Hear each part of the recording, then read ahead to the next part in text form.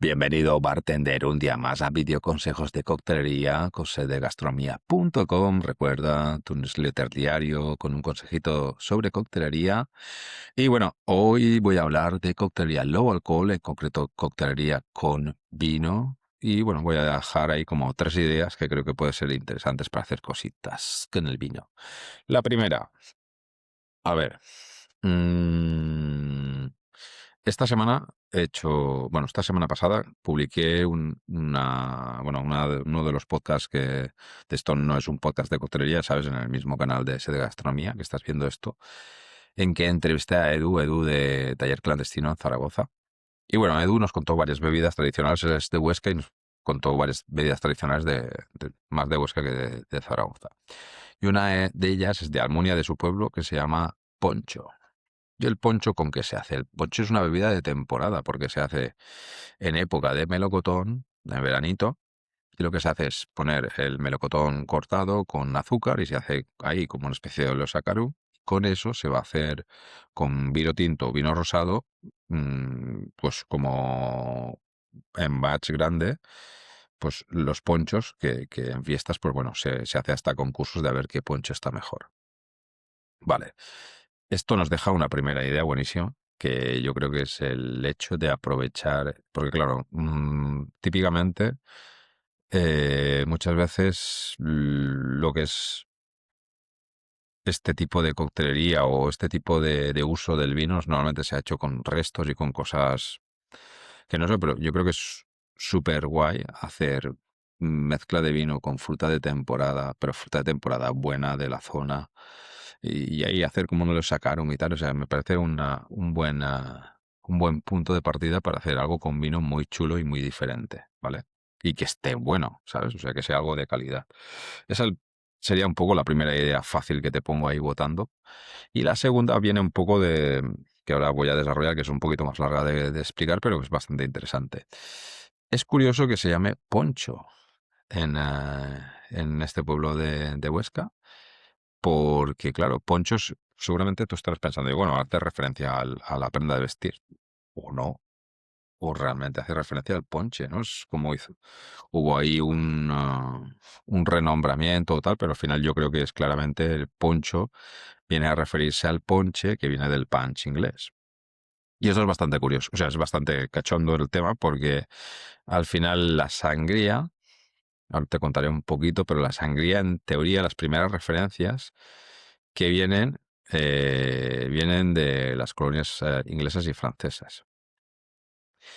Y es bastante curioso también, esto lo he leído, por ejemplo, en un libro no sé si lo conoces, un libro de Jeff Berry que se llama Potions of the Caribbean, en que, bueno, habla de bastantes bebidas de la zona caribeña por épocas y tal. Y él hace referencia a la sangría, y la sangría, bueno, es como es la sangría realmente, y habla que es un poco como una evolución de un ponche.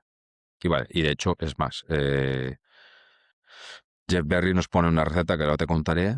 Y además hay un clérigo que saca un diccionario castellano en 1788, el padre Esteban Torres, en que hay una definición de sangría. Y lo que pone de la sangría es que es una bebida tradicional de las colonias francesas e inglesas del Caribe y que se hace con vino y tal, y que el nombre viene, bueno, es la sangría esta, el nombre viene del término español sangre, por el color, o sea, es que es muy curioso.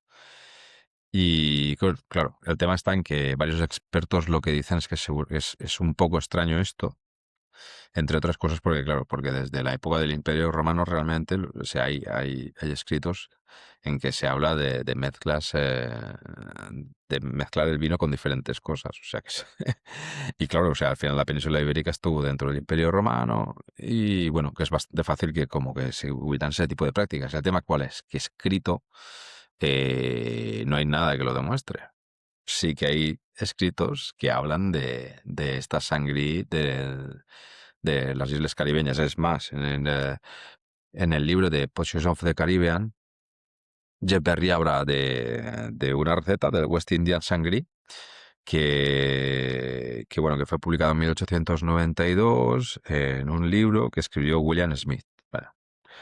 Y bueno, y que básicamente la receta lo que llevaba era pino de madeira, llevaba brandy, llevaba limón, azúcar, agua, piel de limón y nuez moscada.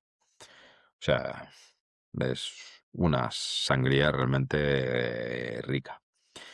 Y bueno, y el tema es ese. Y el tema es que bueno, que se supone que es algo nuestro, ¿no? La sangría, pero muchas veces la raíz que se supone de dónde viene, viene de ahí. ¿Y de dónde viene la popularidad de la sangría? Bueno, todo esto, y esto importante, para la Unión, la Unión Europea tiene como, está declarado como que solo se puede llamar sangría si se hace en España o en Portugal. Eso que es bastante curioso. ¿Y de dónde viene la popularidad de la sangría? Y también de dónde viene el hecho de que la sangría se ha denostado tanto. Bueno, el tema está en que se ve que hay una feria mundial en Nueva York en los años 60 y se presenta esta bebida allí, ¿vale? Y esto es un poco, marca un poco como el pistoletazo de salida. ¿Por qué? Porque resulta que justamente es en esa época, en los años 60, es cuando, si lo piensas, hay franquismo en España, pero es cuando justamente se produce este aperturismo y que empiezan a venir, pues bueno, mucho turista a España y que se hace muy popular el hecho, la sangría, porque al final está hecho con vino, es algo que realmente es barato, que es refrescante, que bueno, y a los turistas, a los guiris les encanta. Y claro, ¿cuál es el tema?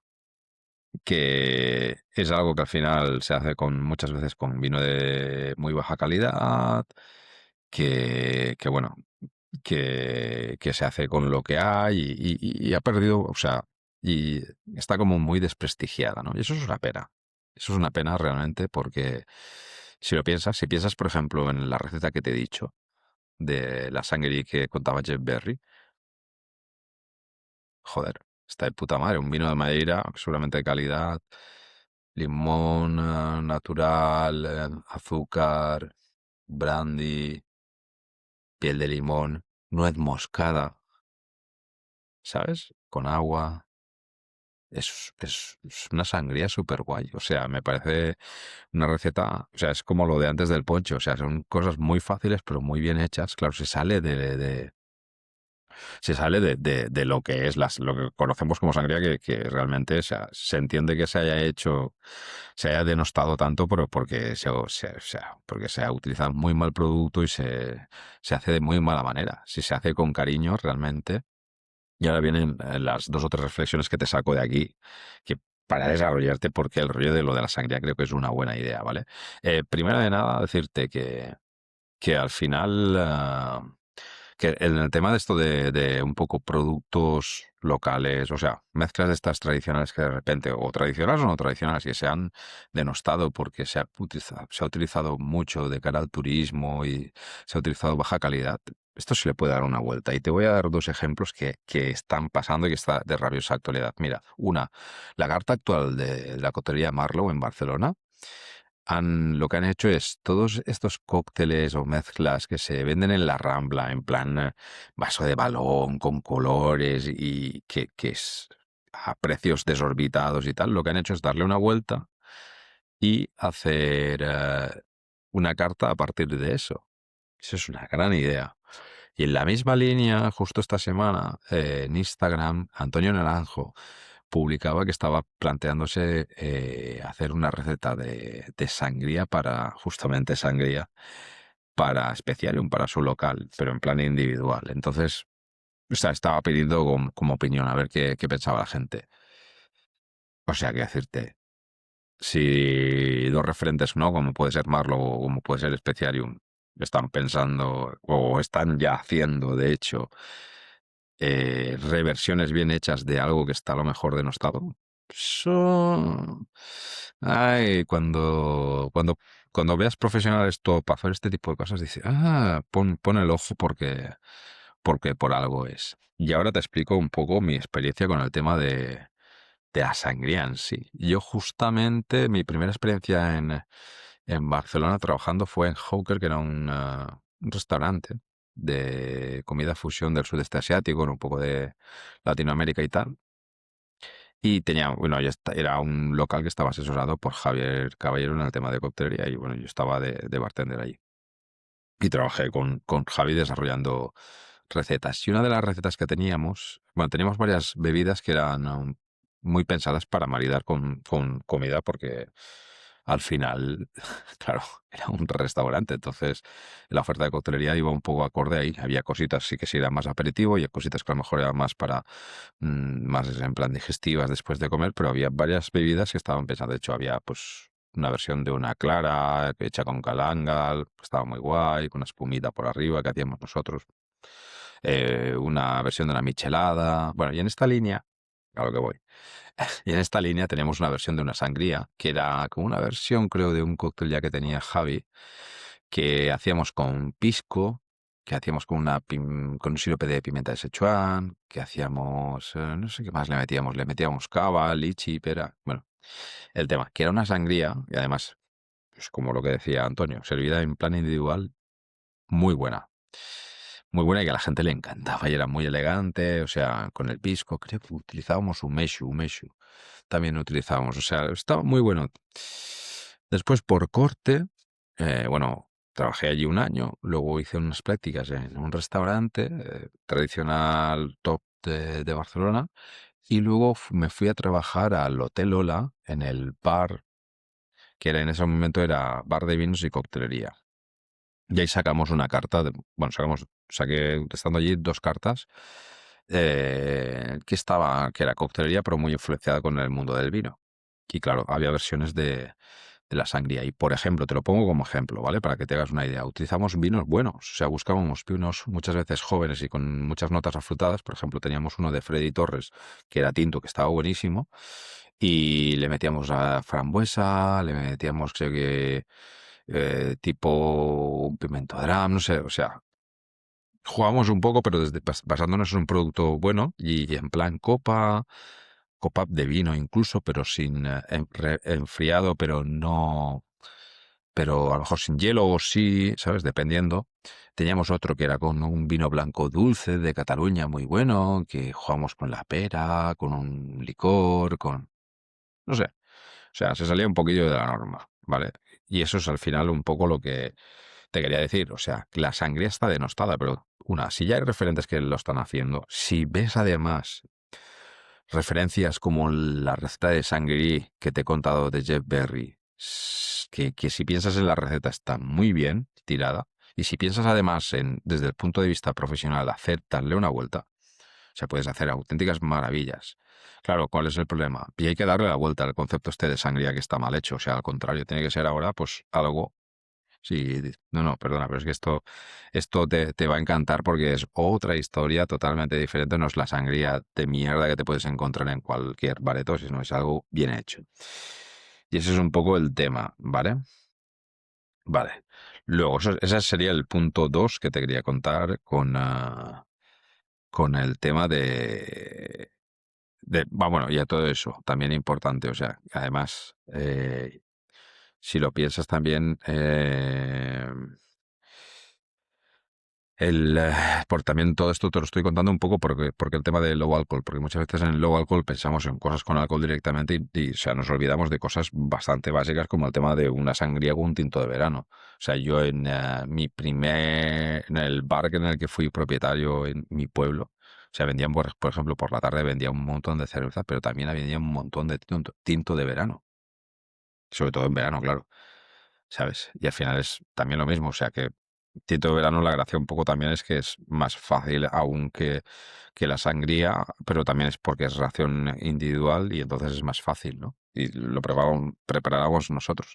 Y es lo mismo, o sea, también pues imagínate hacer una versión de tinto de verano. O sea, quiero decirte, a lo que voy, que la sangría es una buena idea. Y luego, para acabar, que sería como el tercer punto sobre el tema de coctelería o alcohol con vino, te voy a contar una cosa que es un poco experiencial de algo bueno, que pusimos en práctica al principio de estar yo trabajando en Collage, ¿vale? Que era época COVID, ¿vale? Entonces, ¿qué pasaba entonces? claro, yo no sé si te acordarás, pero en época COVID lo que pasaba muchas veces es que por horarios estaba restringido a horas muy tempranas, ¿vale? Collage es una coctelería que es muy coctelería, o sea, seguramente el 90% de las cosas que salen, además desde el principio, incluso en época COVID, eran cócteles, o sea, un 10% puede ser entre copa, cerveza o vino, ¿sabes? Copa me refiero a highball en plan gin tonic o cubata, que salen poquísimos allí. Vale, entonces, ¿qué pasa? Claro, siendo la época que era, había un poquito de oferta de comida y había vino. Y también lo que pasaba muchas veces es que a lo mejor se trabajaba muy bien el fin de semana, no habríamos tantos días tampoco, porque no había turismo en ese momento, prácticamente no había. ¿Y qué es lo que pasaba muchas veces? Que se quedaba botella abierta de vino, sobre todo tinto, y claro, a lo mejor se quedaba abierta de, ¿qué te diré? De un sábado a un martes, miércoles que abríamos. Claro, eso ya no se podía servir. Otra de las cosas que pasaba es que mi jefe, Fernando, le molaba mucho y más y en esa época con más razón aún, porque lo que pasaba es que muchas veces iba muy a hostias, y igual nos pillaba a uno o a dos solo. Entonces le molaba que nos preparáramos pieles. Y muchas veces, o sea, lo que pasaba también es, claro, la piel la puedes tener cortada y puede durar lo que puede durar, pero está para tirar enseguida, como el que dice, ¿no? Entonces, claro, ahí se juntó dos cosas, ¿no? Que tenían, muchas veces nos quedábamos sobre todo con vino tinto, quédate con eso, con vino blanco no me pasaba dato, no sé por qué. Pensaba que era con vino tinto. Un vino tinto que estaba bien, que era un buen vino tinto, que tirábamos medias botellas de vino tinto, pero a cholón. Y también, por otra parte, el tema de las pieles, que también desaprovechábamos muchas. Entonces, lo que se me ocurrió a mí, perdón, fue, justo estábamos haciendo como una primera carta, que era antes de la reapertura y rebranding y todo el rollo. Entonces hicimos como una cartita para 4 meses, una cosa así.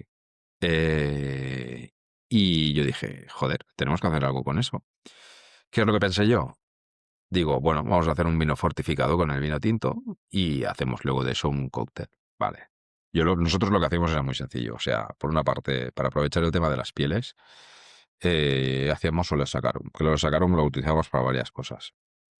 Vale, eso por una parte. Y por otra parte, el tema del vino tinto lo que hacía era, yo me sacaba el cálculo y sabía que le tenía que meter, además lo hacíamos con ron, porque, bueno, Colas ya iba ahí en esa línea del ron. Le metía la proporción de ron para que estuviera por encima de 18 grados y entonces que el vino aguantara. Quiero decir, tú imagínate que habría una botella el viernes, el sábado sabía que cerrábamos, pues el sábado por la noche le metía el chute de ron que le tenía que meter y aparte, luego teníamos calculado con el Olesacarum, sobre todo de piel de naranja, le metíamos una parte y entonces hacíamos un vino ahí, bah, te voy a decir porto, pero no es porto, pero para que te hagas una idea, ¿no? Un vino como un poco dulcito, tinto, fortificado, que bueno servía. Y de eso lo que hacíamos era un tipo, bueno, New York Sour, no sé si lo sabes, pero el Continental, creo que se llama. El Continental es como un New York Sour, o sea, un whisky sour. En vez del float, hacerlo con vino tinto era con vino de Porto, ¿vale? Pues en este caso lo que utilizamos, en vez de vino de Porto, utilizamos este, voy a llamarle fake Porto, por llamarle de alguna manera, pero utilizaba esto. Y eso es un poco el tip también, que a lo mejor puede pasar que te sobre vino y tal, y en vez de hacer mierdas tipo la sangría de mierda que se ha hecho toda la vida con el vino este de que se pone malo porque está de más, pues no, tío. O sea, búscate la vida, por ejemplo, el tema de fortificar un vino, pues ¿por qué no? Joder, antes que tirarlo, y además es que ya te digo yo que estaba rico, o sea, que estaba bueno. Y este sería el tercer punto, ¿no? El tercer punto que te quería contar sobre el tema de coctelería low alcohol con vino. Que puedes a lo mejor pensar cositas inspiradas en otras cosas que ya pasan en el mundo real, como por ejemplo el tema de fortificar vinos para conservar. Y bueno, poco más. Te quería contar sobre el tema de los vinos. Solo decirte eso, que en esa línea, ya te digo, te vuelvo a repetir, vuelvo un poco al punto uno, que ve mirando las entrevistas o sea, las charlas estas que hago con gente del sector y que habla de mezclas tradicionales, porque muchas veces lo que te digo, o sea, al tener aquí ese producto, lo hemos mezclado muchas veces y muchas veces se hace con mucho más sentido que con cómo se ha ido o sea, denostando, por ejemplo, la sangría. O sea, a mí me parece el poncho, me parece una mezcla con vino fantástica. O sea, de hecho, estoy deseando que venga temporada de melocotones para hacerlo y probarlo, porque tiene que estar riquísimo. Y así muchas cosas, ¿no? Y la otra es, o sea, estos son los 3 tips que te quería contar. Solo desearte que pases un gran día, decirte y recordarte que si aún no estás dentro de sedegastronomia.com, te apuntes porque ahí te doy todos los días un consejo sobre coctelería, que al final lo que busca es que tú llegue el día de hacer una carta nueva, de presentarte a un concurso y lo estés hasta deseando, porque tendrás tantos inputs y tantas ideas en la cabeza que te habré ido dejando que estarás deseando estar a punto de sacar una carta nueva porque vas a aplicar un montón de cosas que has estado leyendo. 2, 3 minutos, nada más. Así que recuerda sedegastronomía.com. Nos vemos en los bares, chicos, chicas. ¡Chao!